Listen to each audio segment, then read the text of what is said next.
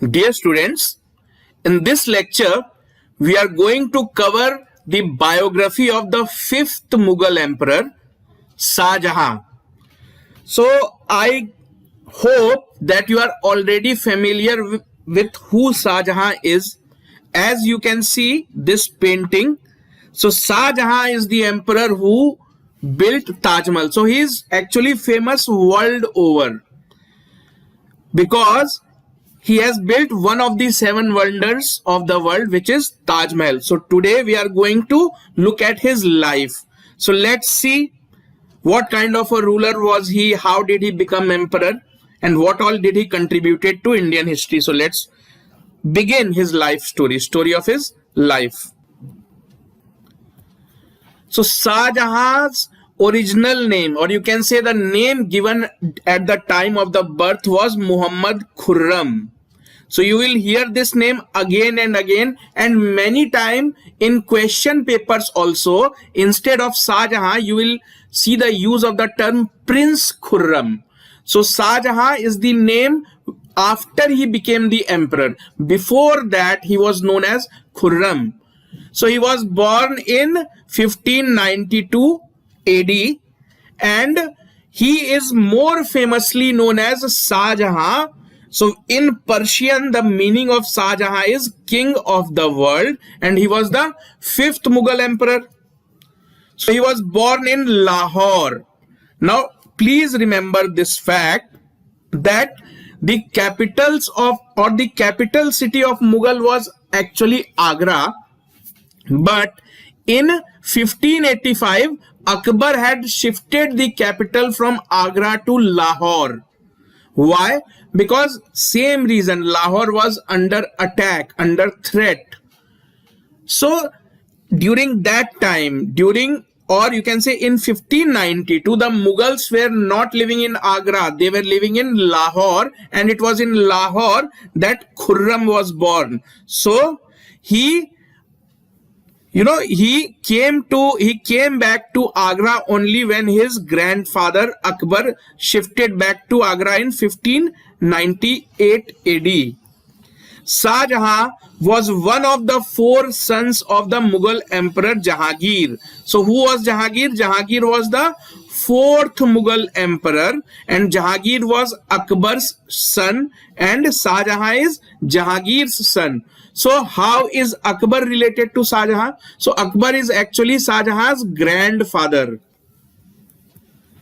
Shah Jahan's mother was Jagat Gosai, and Jagat Gosai was actually a Rajput princess. She was a Hindu. So prominent step brothers of Khurram were Khushro, Parvez, and Shahryar. So you will see that later on Khurram had to fight, or Khurram came into conflict with his brothers in a process to becoming emperor. Because during those times becoming emperor was not easy.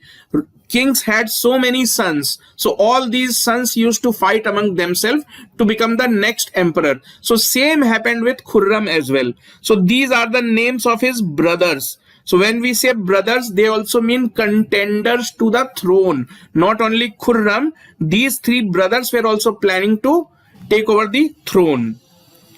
Khurram was very intelligent, talented, bold, and handsome. So his grandfather and father, that means Akbar and Jahangir, ensured that he gets best of the training. So as a child, he was given the best of the military as well as education and training. He became proficient in Persian, Turkish, and Hindi literature. Because of the good quality of training given to him, he was well versed in these three languages. Now, as a prince, because before becoming emperor, so you spent your career as a prince. So he served in his father's administration as a prince. Who was his father? Jahangir was his father. So future emperor Shah Jahan was known by his name Khurram as a prince. So Jahangir gave him a high mansab in 1607 AD. So what is mansab? So mansab was a system which was started by Akbar, and as per this system, so nobles and officials of Mughal court, they were allotted a certain quota of the number of soldiers and horses that they could maintain. That is, without the king's permission, you cannot maintain more soldiers or you cannot buy more horses than your quota. There was a quota system.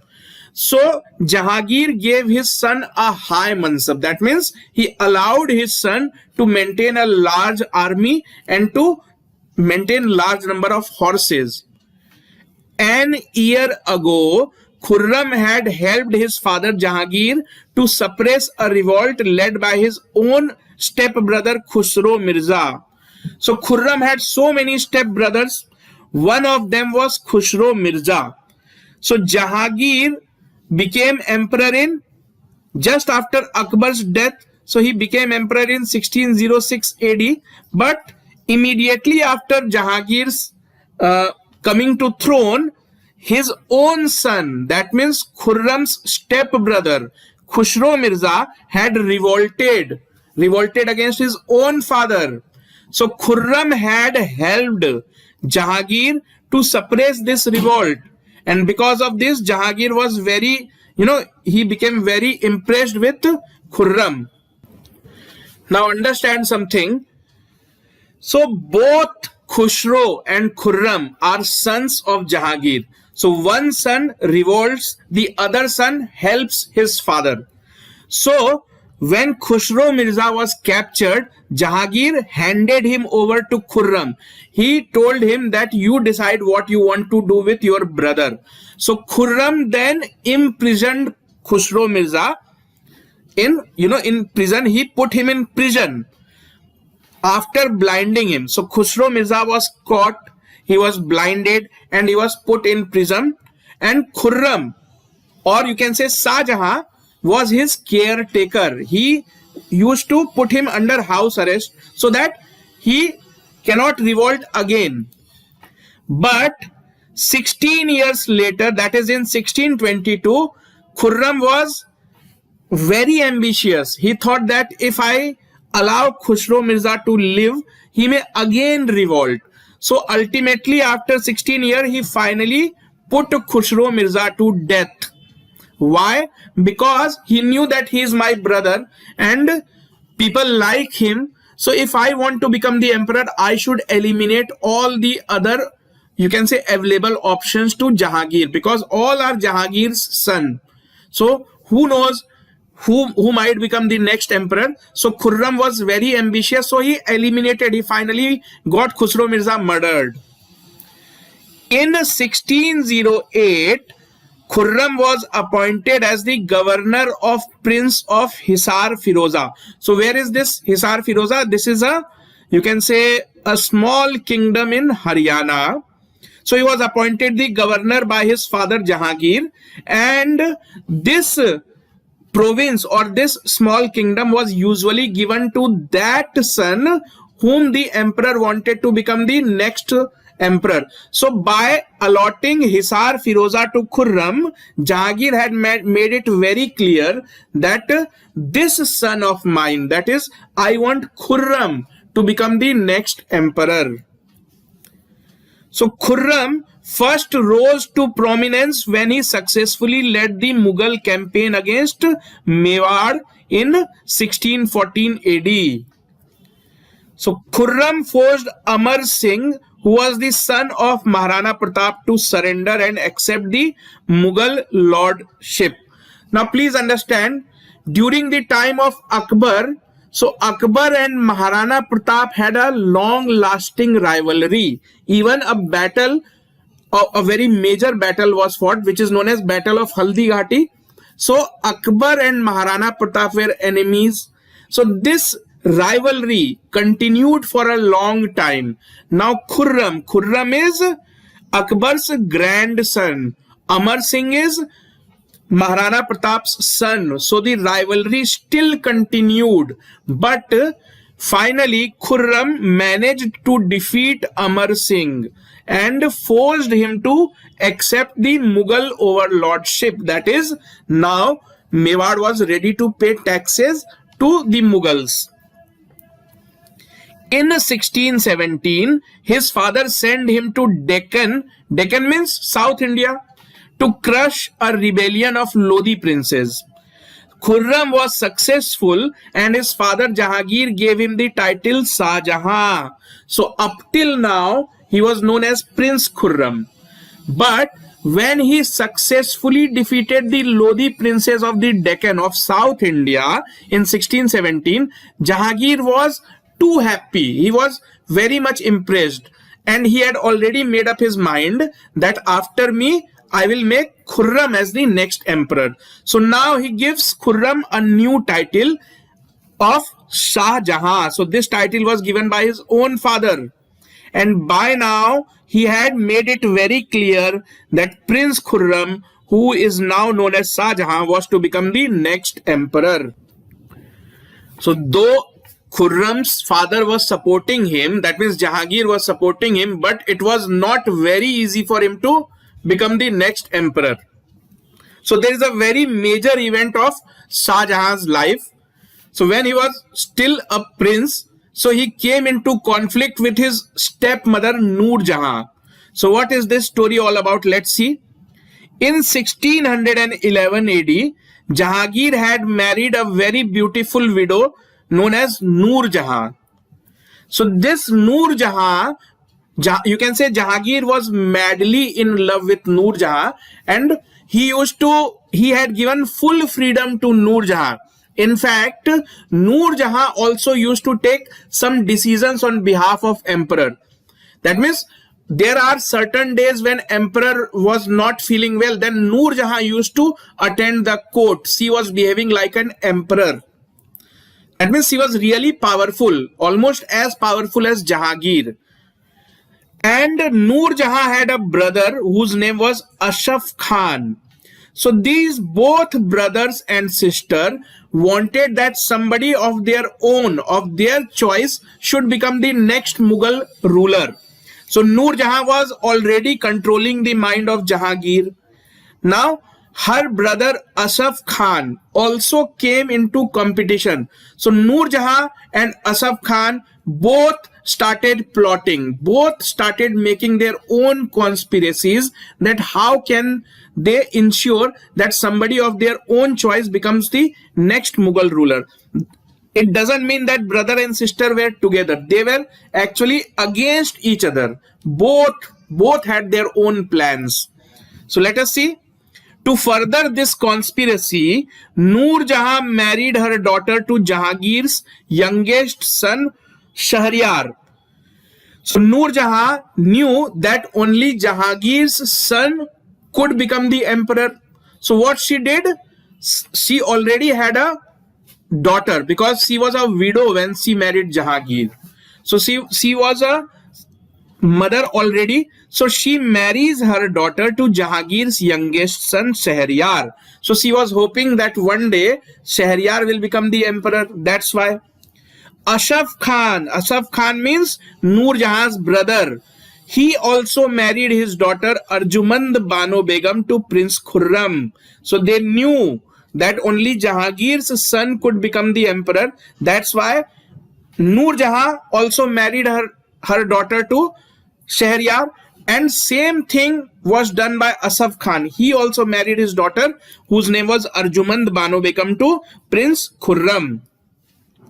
Now brother Asaf and sister Noor Jahan were in a way competing against each other. So see, both had their own plans. They were not working together. They were working against each other.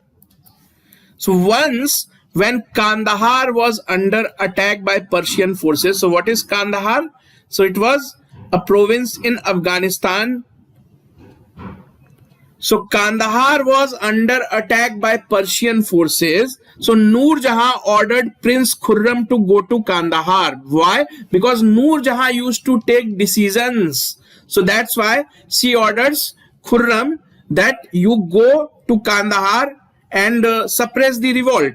But Khurram thought that if I will go out of Agra, and Noor Jahan is so powerful, she is the decision maker, that when I am out of Agra, she will declare Shahryar as the next emperor. Who was Shahryar? Shahryar was Noor Jahan's son-in-law. So that's why Khurram thought that I should not go out of Agra. This is a conspiracy. And he declines. He says that I will not go to Kandahar. So he declines the orders of Noor Jahan. So as a result, Mughals lost Kandahar. So Kandahar was a very important province of Mughal dynasty, and now Kandahar is lost. So Noor Jahan was very angry that how can Khurram refuse my orders. So Khurram was forced to keep his infant sons Dara Shikoh and Aurangzeb as hostage in Noor Jahan's court as a guarantee of loyalty. So Noor Jahan said that I want to ensure that in future you should not repeat what you have done. That means in future you should not disobey my orders. So to guarantee that, she actually got his sons arrested, Dara Shikoh and Aurangzeb, and brought her in her own court. So what is the significance of doing this? So if Khurram's son are in Noor Jahan's custody, she might kill them anytime. So it was actually a guarantee that now Khurram will do whatever Noor Jahan will say. So later on, when Khurram became the emperor, he threw out Noor Jahan out of Agra and forced her to spend rest of her life in Lahore. So because of this, you can see the relation between Shah Jahan and Noor Jahan. They were not very cordial. And when Khurram became the emperor, that means when Shah Jahan became the emperor, he immediately threw out Noor Jahan out of the capital of Agra and forced her to spend the rest of her life in Lahore. Now Shah Jahan's ascension to throne. So this happened in 1627. Shah Jahan was fed up of Noor Jahan's tactics and decided to revolt against his father, who did nothing to solve the crisis. See, Jahangir had made it clear that Khurram, you are going to become the next emperor. But Khurram noticed that Jahangir is doing nothing when this Noor Jahan is creating troubles for him. So he was fed up. And in 1622, he actually revolted against Jahangir. So Prince Khurram raised an army with the support of Mahabat Khan and marched against his father. He was defeated at Bilochpur. So the Battle of Bilochpur took place in 1622 AD. So this battle was fought between whom? Between father and son, between Khurram and his father Jahangir. So however, Khurram was defeated. Father defeated the son. But later on, Jahangir forgave Khurram and assured him that he was his real successor. So father Jahangir tells his Khurram that why are you doing all this? Don't worry, you are going to become the next emperor. So Khurram got emboldened after receiving assurance from his father. So Khurram was emboldened and decided to eliminate his rivals. Who were his rivals? His brothers, because only Jahangir's son could become the next emperor. So he started murdering his son, his own brothers. So he murdered his step-brother Prince Khusro, who was in prison. One of his brother Parvez died due to excessive drinking. So one by one, competition is getting eliminated. Prince Khusro, who had actually revolted against Jahangir and was spending his time in prison, was killed. The other brother Parvez died due to heavy drinking. But Noor Jahan's son-in-law Shahryar was still alive. Jahangir died in 1627 and Khurram managed to capture the throne with the help of his father-in-law Asaf Jahan and Mahabat Khan. So who are these people? Asaf Jahan. Asaf Jahan is own father-in-law and Noor Jahan's brother. Who is Mahabat Khan? So Mahabat Khan had earlier helped him.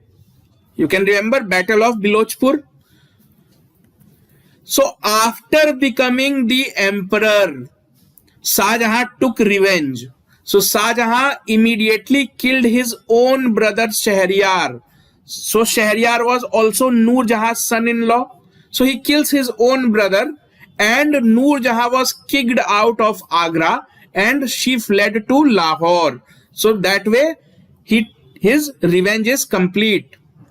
Now, after becoming the emperor, Shah Jahan faced a few problems. So Shah Jahan faced some rebellions in the early part of his reign. The Bundelas and the Lodhis revolted against the Mughal. Remember Lodhis? Lodhis were ruling from Deccan, South India. So now they revolted against the Mughals, but these revolts were suppressed. Shah Jahan tried to get back Kandahar because Kandahar was lost actually because Shah Jahan had refused to go to Kandahar. So he tried back getting Kandahar. So to fight back Kandahar, he sent two of his sons, Aurangzeb and Dara Shikoh. So both, you remember the name of these two sons, they were kept in custody of Noor Jahan. So now they are free from Noor Jahan's custody. So Shah Jahan sends both his sons to win back Kandahar, but they are not successful. They failed. One of the major events of his lifetime, Shah Jahan's lifetime, is a great famine of 1630 and 1632, which occurred in the regions of Gujarat, Malwa and Deccan. 20 lakh Indians died. Please remember this question. Which Mughal ruler faced the severe famine during which lakhs and lakhs of Indians died? So such a famine occurred during the time period of Shah Jahan. A rebellion of the Sikhs led by Guru Hargobind took place, and in return Shah Jahan ordered the destruction of the Sikh temple in Lahore. So Sikhs were already fighting with the Mughals from a long time, because they have already come in conflict with Jahangir. So Shah Jahan is Jahangir's son. So the rivalry will continue. So Guru Hargobind's father was killed by Shah Jahan's father. So now their sons are continuing the rivalry. So to teach Sikhs a lesson, Shah Jahan ordered the destruction of Sikh temple in Lahore. Now the other major political event of Shah Jahan's life is his rivalry with the Portuguese. So Portuguese had already settled, in Mughal dynasty. They had actually come to India before the Mughals have come. So initially they started their activities in Gujarat area, but later on they moved to Bengal. So Portuguese had chosen the barren lands on the banks of river Hooghly, so river Hooghly near Calcutta, and established the factory town of Hooghly in 1631. Please remember, the Hooghly town was actually established by Portuguese. So Portuguese came into conflict with Mughals in Bengal because of their habit of sea piracy and looting Indian ships. So please remember, many European powers came to India. Portuguese came, Britishers came, French came, Danish came. Danish means Denmark, people from Denmark. So they came to India. But out of all these four European powers, Portuguese were involved in piracy. That means looting of ships. So this was their habit, because of which Mughals were very infuriated. So Portuguese had once hijacked the ship of Jahangir's mother while it was on its way to Makkah. So this is the story, that what and how Portuguese and Mughals became each other's enemy. So Portuguese had once hijacked the ship of Jahangir's mother, emperor's mother, while it was on its way to Makkah. So even after settling in Bengal, Portuguese continued their habit of piracy. They kept on continuing with the habit of looting Indian ships. So these Portuguese people, they also started large scale conversion of Indians into Christianity. That means they started the practice of forcible conversion. They used to kidnap. So, Mughal historians have recorded many incidents in which people from Bengal were kidnapped and they were forced to convert into Christianity. So Mughals gave them a warning to refrain from doing that. But Portuguese did not listen to them. Now the major event that took place was that Portuguese had the habit of kidnapping young girls. So once they kidnapped two slave girls of Mumtaz Mahal. So who was Mumtaz Mahal? Mumtaz Mahal was Shah Jahan's wife. So she was actually Arjumand Banu Begum. You remember Arjumand Banu Begum? The daughter of Ashraf Khan. So Mumtaz Mahal is her name only. It is her name when she became the queen.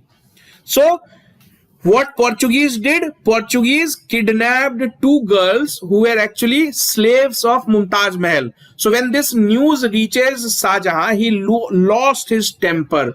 He thought that how dare Portuguese do something like that.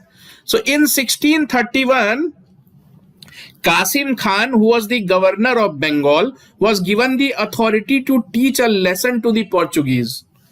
That means now Shah Jahan said that enough is enough. They are not listening to us.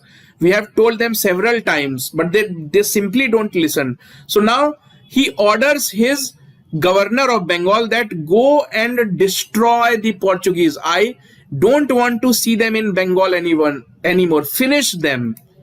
So the Portuguese were attacked, massacred, and Hooghly was in siege for 3 months. Please remember which Mughal ruler undertook the siege of Portuguese. It is Shah Jahan. So for 3 months this fight kept on taking place, and during these 3 months 10,000 Portuguese were killed. So the Mughals taught them a good lesson. 10,000 Portuguese soldiers were killed, 4,000 were made prisoners, and they were given a taste of their own medicine. So they used to force people to convert to their religion. So now Mughals forced them to convert to Islam. So that is how they were punished.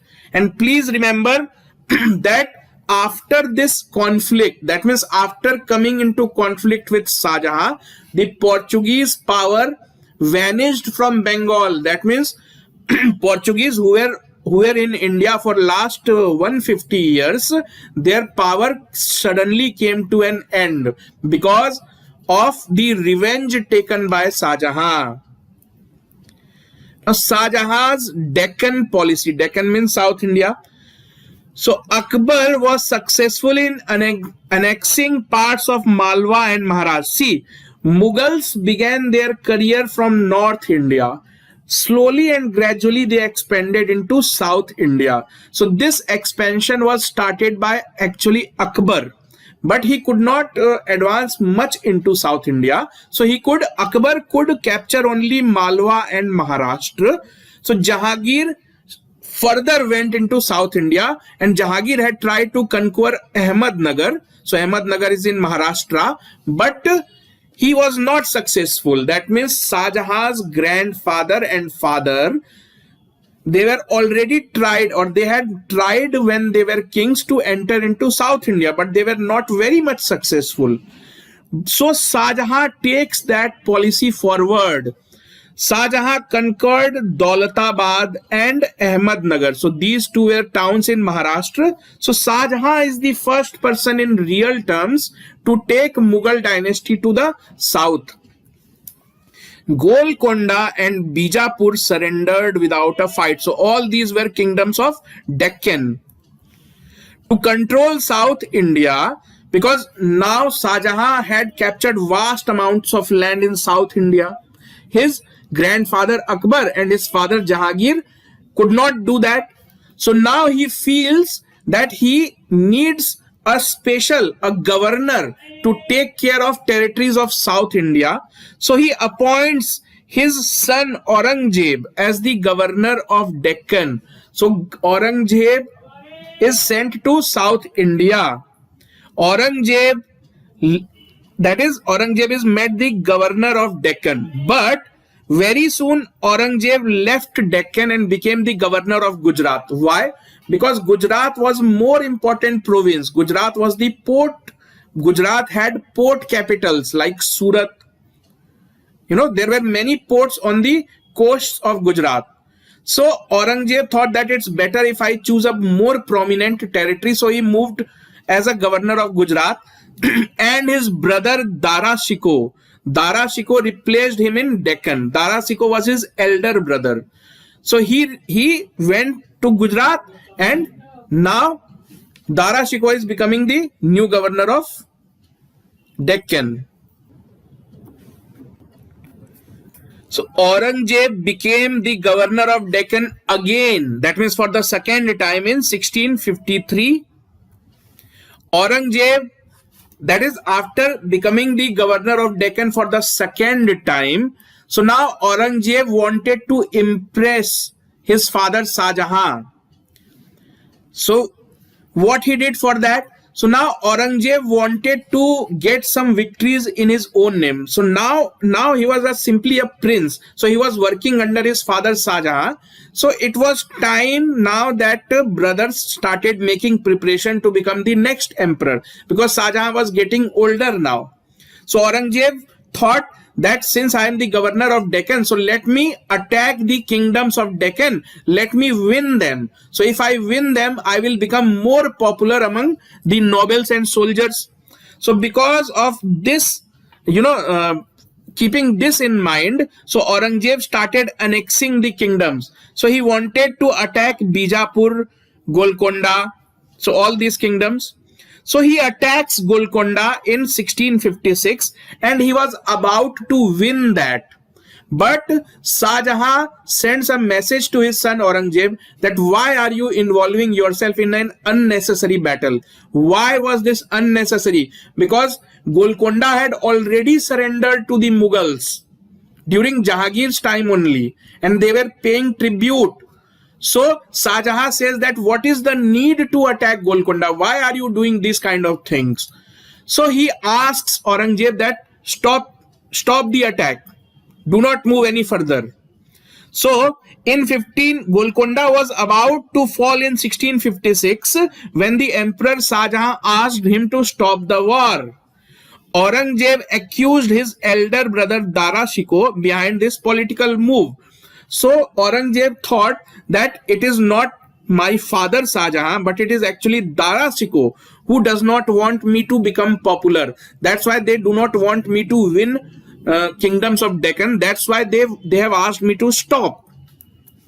So Aurangzeb was also ordered to stop his campaign against other kingdoms. That means kingdoms of Bijapur, Golconda. So Aurangzeb left Deccan in 1657 and went to Agra as he got the news that Shah Jahan was about to die. So Aurangzeb got a news that his father was about to die. So he rushed towards Agra because he knew that if his father dies and he is not in Agra, somebody else will become the emperor. So he immediately rushes back. However, Shah Jahan survived. That means this news was not true. Shah Jahan was not about to die. He survived. But Aurangzeb dethroned him upon reaching Agra. That means he went to Agra hoping that Shah Jahan will die, and after he dies, I will become the king. But Shah Jahan was not. This news was a fake news. So he actually got angry and dethroned Shah Jahan. That means usurped his throne. He threw out his father. Thus, Shah Jahan was dethroned by his own son in 1658 AD, the only Mughal emperor who was dethroned by his own son. Or you can say the only Mughal emperor who got defeated at the hands of his own son. He was put under house arrest in Agra fort. So Agra was the capital. So there was a fort in which the Mughals were living. So Shah Jahan was put under house arrest. He was no more the emperor. Shah Jahan died 8 years later in 1666, still under house arrest in Agra fort. So don't think that Aurangzeb became the emperor after Shah Jahan's death. No, he became the emperor when his father was still alive, and he kept his father imprisoned for 8 years. Where was Shah Jahan imprisoned? He was imprisoned in Agra fort. So many a times in examination, it has been seen that students tend to think that he was imprisoned in Taj Mahal. No, he was not imprisoned in Taj Mahal. He was imprisoned in Agra Fort. It was just that he used to look towards Taj Mahal from his balcony, but he was actually imprisoned in Agra Fort. Now, Shah Jahan's reign is known as the golden age of Mughal architecture. That means during his time period, many of the magnificent buildings that can be seen in today's modern day India was built. So let us see about some of these buildings. So during the reign of Shah Jahan, the Indo-Islamic architecture reached at its zenith height, which enhanced the glory of the Mughal rule. Shah Jahan completely remodeled Agra Fort, which was built by his grandfather Akbar. So Agra Fort was the seat of capital of Mughal. It was located near Fatehpur Sikri. So this fort, Agra Fort, was built by Akbar. Now Shah Jahan revamped it, rebuilt it using marble. Some of the new buildings that Shah Jahan added were Moti Masjid, which is also known as Pearl Mosque. So he revamps Agra Fort and he also constructs a few new buildings. The most important building out of them is Moti Masjid. So where is Moti Masjid located? It is located within Agra Fort. Who constructed? Shah Jahan constructed that. So this Moti Masjid was constructed in the honor of his daughter Jahan-Ara. That means Shah Jahan loved her daughter very much and dedicated this masjid to her. So it was in this building that Shah Jahan was put under house arrest, Moti Masjid. So see, technically speaking, he was in Moti Masjid. Moti Masjid is located within Agra Fort. So it was in this building that Shah Jahan was put under house arrest because his daughter had requested that she will stay with her father to take care of him. So this building was given to Jahan-Ara, and Jahan-Ara said to Aurangzeb that if you want to put my father Shah Jahan under house arrest, please allow me to take care of my father. So Shah Jahan's daughter Jahan-Ara spent the last days, that means the entire time period of 8 years, serving her father Shah Jahan. She stayed with Shah Jahan till the last time. Taj Mahal was visible from the balconies of this building, and Shah Jahan used to spend hours looking at Taj Mahal. Shah Jahan is credited with the construction of some of the most beautiful buildings of Mughal dynasty. So now let's have a look at those buildings. The first thing that Shah Jahan did in terms of construction was that he built a new capital at Delhi. Please remember that up till now, the Mughal capital was at Agra. For some time, Akbar had shifted to Lahore, but never have they ruled from Delhi. They were ruling from Agra. So Shah Jahan is the first Mughal emperor who shifted to Delhi. Shah Jahan started building his new capital in 1638. It was then called Shah Jahanabad. Since it was built by Shah Jahan, it was name given was Shah Jahanabad, and today we know it by the name Old Delhi. So he surrounded the city, or you can say city of Shah Jahanabad, with a wall. That means it was a walled city, and put in 4 gates. So he builds a city, surrounds it with a wall, and builds 4 entry gates. 4 entry gates. So all these 4 entry gates exist even today. If you visit Delhi, you can visit these gates. You can have a glimpse at our history, how rich our history have been. So these gates are Ajmeri Gate, Delhi Gate, Kashmiri Gate, Turkman Gate. Questions have been asked, who built Ajmeri Gate? Who built Kashmiri Gate? So all these gates were actually the entry points of Shah Jahanabad. And who built Shah Jahanabad? Shah Jahan. Shah Jahan makes Delhi beautiful by constructing magnificent buildings. The first one was the Red Fort. Shah Jahan built the Red Fort of Delhi. The buildings inside Red Fort are Moti Mahal. See, there are two more. Just now you heard Moti, but that is Moti Masjid. Masjid means mosque. Here we are talking about palace. So Moti Mahal is located inside Red Fort. Hira Mahal, Rang Mahal, the Diwane Aam and Diwane Khas. So these are some of the prominent buildings located within Red Fort. Now you have to know about two of these buildings, Diwane Aam and Diwane Khas. So first, what was Diwane Khas? So Khas, in Hindi, Khas means very, you can say elite or respected. So Diwane Khas was the most ornamented and decorated with precious stones. It was a special chamber of the emperor where he met only elite class people. So elite means Khas. Elite means rich, noble, rich, famous people. So on its wall, a couplet, that means a poem written by Amir Khusro, is engraved.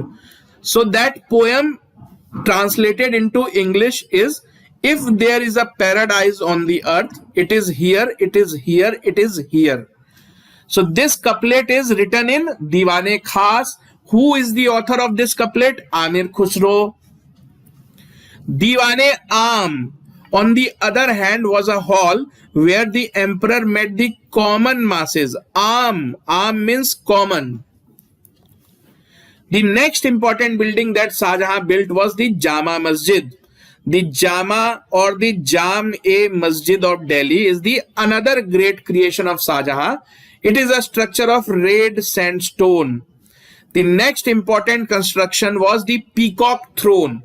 What is a throne? Throne is, you can say, a magnificent chair on which the king sits. So it is the seat of the king. So Shah Jahan built a new throne for himself, that is known as Peacock Throne. So it is also known as Takht-e-Taus. Obviously, Peacock Throne is an English name.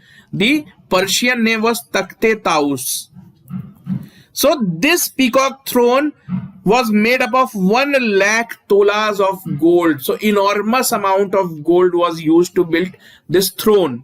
So its value today is in almost in billions, not in millions. But unfortunately, this throne was taken away from India by invader Nadir Shah. So there was an invader named Nadir Shah who used to attack India. So in 1738 to 1740, he kept on attacking India again and again. And during one such attack on Delhi, he captured Red Fort and took back, looted Red Fort and took back Peacock Throne with him. The most important building of the entire Mughal dynasty is the Taj Mahal, and it was built by Shah Jahan. So let's understand a few details about Taj Mahal. So you already know it is one of the 7 wonders of the world. So Taj Mahal is located in Agra, and it is just 2 kilometers away from Agra Fort. That's why when Shah Jahan was imprisoned, he was able to see Taj Mahal because it is only 2 kilometers away, and during those times, the visibility was very fine, not too much buildings were there. So easily Shah Jahan could see Taj Mahal from his balcony. So he built Taj Mahal in the memory of his beloved wife Mumtaz Mahal. Now remember Mumtaz Mahal? So her original name was Arjumand Bano Begum.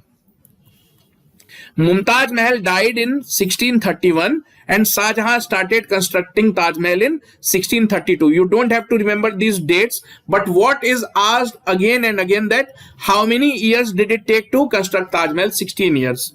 So it was completed in 1648 AD. Next important question is, what is Taj Mahal built up of? So Taj Mahal is made up of Makrana marbles from Rajasthan. So it is a high quality marble. So Shah Jahan imported this marble from Rajasthan. So Taj Mahal is built up of Makrana marble, not any, you can say any marble. No, it is a high grade marble. Chief architects of Taj Mahal were Ustad Ahmad Lahori and Ustad Isa. The foreign Tavernier wrote that Taj Mahal was built in 22 years and 3 crores was spent for its construction, but Mughal records show that it took 16 years. So please understand, students, in competitive exams, the generally accepted answer is 22 years. But if you refer to any other sources like, let's say, Wikipedia or other thing, so it says 16 years. But I am telling you very openly, very specifically, in competitive exams, the acceptable answer is that Taj Mahal was built in 22 years and not 16 years. So please be careful. Now, during Shah Jahan's time, Europeans used to visit his court very frequently, and there were some prominent Europeans who were employed in Shah Jahan's court. That means Shah Jahan had given them post of nobles or some other high ranking post, and they used to live in court of Shah Jahan. The first one was Bernier. So Bernier was a French doctor. You cannot ignore this. This has been asked many times. Who was Bernier? Bernier was Shah Jahan's personal doctor. So he was a French doctor. Tavernier was Bernier's friend. They both had come to India together. So he was also French, and he was a jeweler. Peter Mundy. So Peter Mundy has described the famine during Shah Jahan's reign. Remember, a great famine took place in Malwa and Gujarat in which 20 lakh people were killed. So Peter Mundy has recorded that in his travel memoirs. The next important one was Manucci. He was an Italian national and a close friend of Dara Shikoh. Who was Dara Shikoh? Dara Shikoh was Shah Jahan's eldest son, and Shah Jahan wanted Dara Shikoh to become the next emperor. So Manucci was helping Dara Shikoh. Mendelzoe. So Mendelzoe is famous and has been asked in many questions. Why? Because question is, which foreign traveler has written that hands of the architects of Taj Mahal were chopped off? So it is a very famous story. So historians are not sure whether it is true or not. So this story was written by Mendelzoe. So he has written in his memoir that when Taj Mahal was completed, Shah Jahan was apprehensive that these architects may move back to Persia or move back to other parts of the world, and they may build a more beautiful building, a building which is more beautiful than Taj Mahal.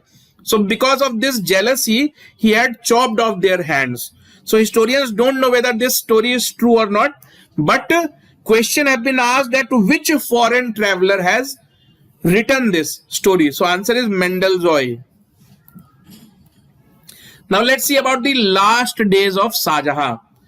In September 1657, Shah Jahan fell seriously ill. So this set off a war of succession among his 4 brothers, because he had 4 brothers. Aurangzeb emerged victorious. So Aurangzeb was already military hardened. So he had the experience. He used to go to Deccan to fight wars. So out of all the 4 sons, he was more prepared to become the emperor. Shah Jahan recovered from his illness, but Aurangzeb put his father under house arrest in Agra fort from July 1658 until his death in January 1666 for 8 years. So on 31st July 1658, you don't have to remember dates, but you have to remember the year. In 1658, Aurangzeb crowned himself emperor under the title Alamgir. Very important question. Which Mughal emperor is also known as Alamgir? So Aurangzeb is known as Alamgir. You to remember, A for Aurangzeb, A for Alamgir. So this is the title he gave to himself.